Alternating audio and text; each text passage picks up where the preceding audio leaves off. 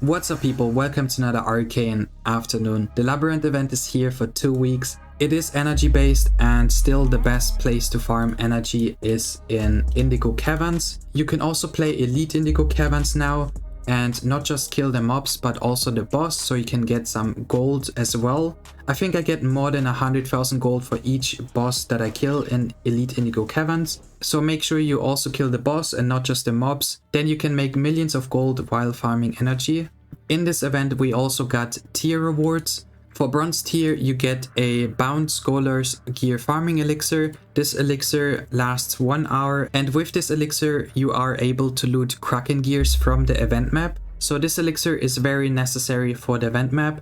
Then for silver tier you get another Bound Scholar's Farming Elixir and another gold chest and a title.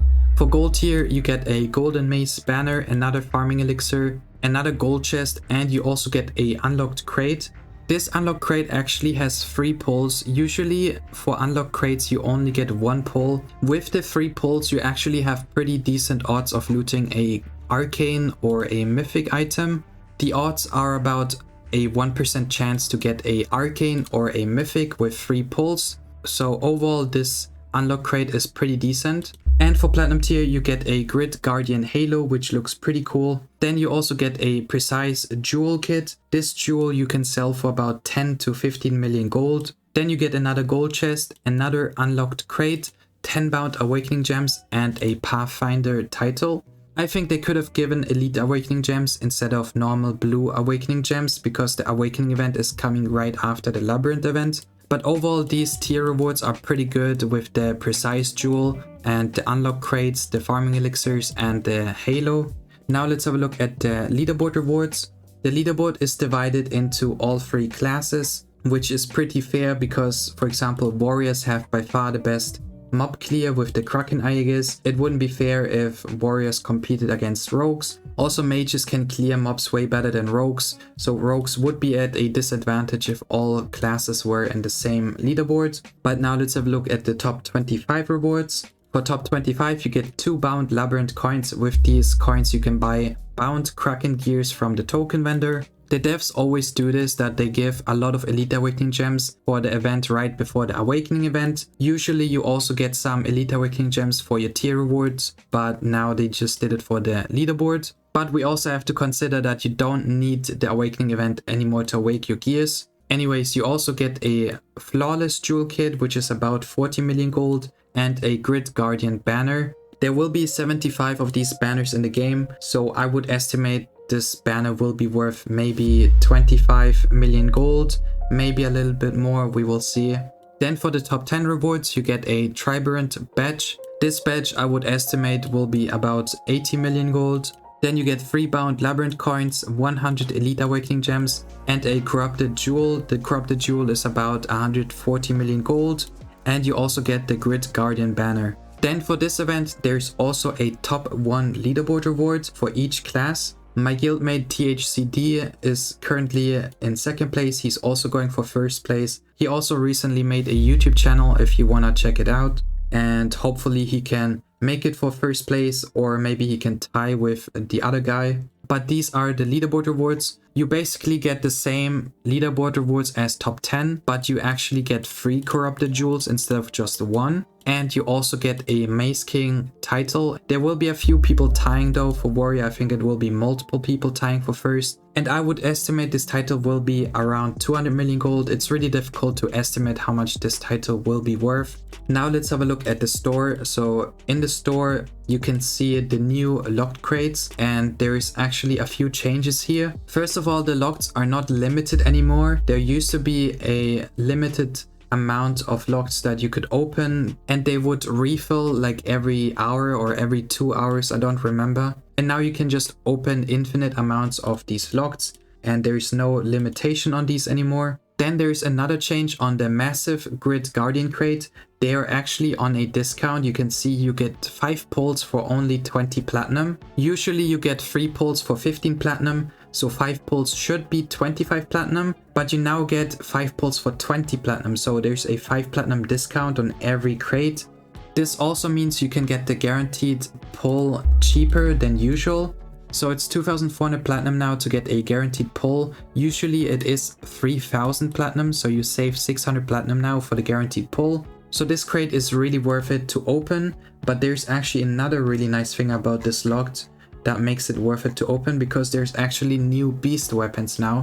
They just released with this locked a beast bow, a beast gun and a beast hammer. And I also just bought the beast bow and I tried it. As we know, the beast chakram so far was the best beast weapon for rogues because it has the highest base damage. And if we now have a look at the damage that we get, so for a beast bow it says nothing because I'm currently using the beast bow. And now we click on the beast chakrams, you can see minus 287 damage. So the beast bow actually has a little bit more damage, but if you look into the description of the beast chakrams, you can see it gives 15.5% crit damage and the beast bow only gives 12% crit damage. This means that the beast chakrams are still better than the beast bow because 3.5% crit damage gives you more damage than the 287 damage that you get from the bow. I can also quickly show you the proc of the beast bow. I'll go into Elite Indigo Caverns. Basically you can charge attack with the beast bow and there will be 2 shockwaves that come afterwards.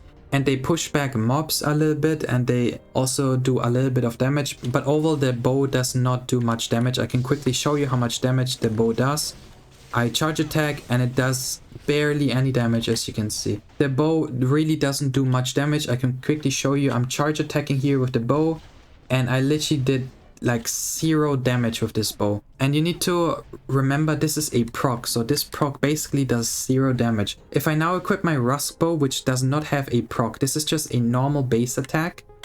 You can see I kill them, I kill some of them, I do 50% of damage to that one. You can see I do a lot more damage with base attacking with my Rust bow, and this bow doesn't even have a proc. The beast bow is using a proc and it does less damage than the Rust bow without a proc. Basically the beast bow proc is completely useless and it has a tiny bit less damage than the beast chakrams because it has less crit damage. So the bow has no use at all. Now let's have a look at the beast gun. So the beast gun is actually pretty good. If we have a look at the staff of the star beast, you can see I get 4,151 damage. Then if we have a look at the beast orb, you can see I also get 4,154 damage. So you get the same damage with the beast staff and the beast orb. The orb is still a little bit better because I think you can proc it at the same time. But if you have a look at the beast gun now, you can see you get a lot more damage with it.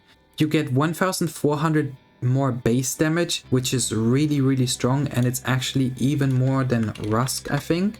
So you can see this Rusk gun has jewels on it and 3.5% int awake, and it's only 200 more damage. So you actually get more base damage with the beast gun than with the Rusk gun. But with the Rusk gun you can hit multiple mobs at the same time with auto attacking. So for clearing mobs the Rusk gun will still be better, but for bosses the beast gun might actually be better now than the Rusk gun.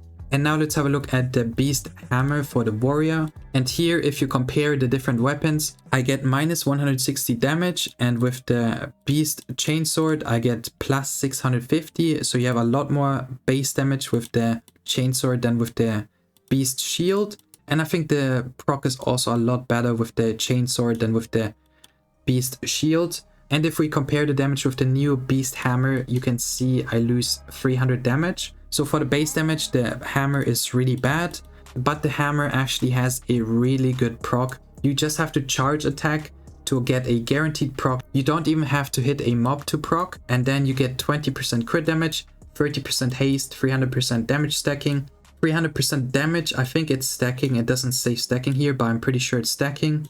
So the proc is really strong, and here I wanna say the proc lasts 8 seconds. It's basically the same proc as the beast daggers, but it's actually very unfair because the proc only lasts about 5 or 6 seconds, and for the hammer it lasts 8 seconds. I think that's very unfair. The proc for the beast daggers is so short. So many people complained about it on the forum as well, and the devs always said that the proc won't get a longer duration. You can see, you can count yourself, it's only about 5 or 6 seconds, and their hammer now got 8 seconds. I think the dagger should get buffed to 8 seconds as well, or the hammer should get nerfed to 5 or 6 seconds, whatever it is for the daggers. We can actually compare to the cooldown to the red sword, because the red sword is 12 seconds. So whenever the green one runs out, yeah, it's actually 5 seconds it's actually 5 seconds only for the proc for the daggers, which is even worse. So rogues only get 5 seconds for the proc and warriors get 8 seconds. That's just super unfair. Warriors already have by far the best mob clear weapon with the Kraken Aegis, and now with the hammer they get basically the same weapon as the beast daggers, but they get 8 seconds and rogues only have 5 seconds. I think it's pretty obvious that the developers like warriors much more than rogues. They probably play warriors themselves. But anyways, let's get back to the event. So in the store you can also buy the Iberian Maze Aura this weekend. And next weekend you can buy the Pyramid Cage Aura, and this aura looks pretty interesting. This is a new type of aura, very new design, and we will see how it looks in-game. Also, we got the scam locks in the store again. First of all, you can buy the locked marshland crate for just 30 platinum to loot some of the worst items in the entire game. I think all of these sets at best cost probably like 20,000 gold. And these are the rare drops, basically the arcanes and mythics, and spending 30 plats for each opening is just a pure scam.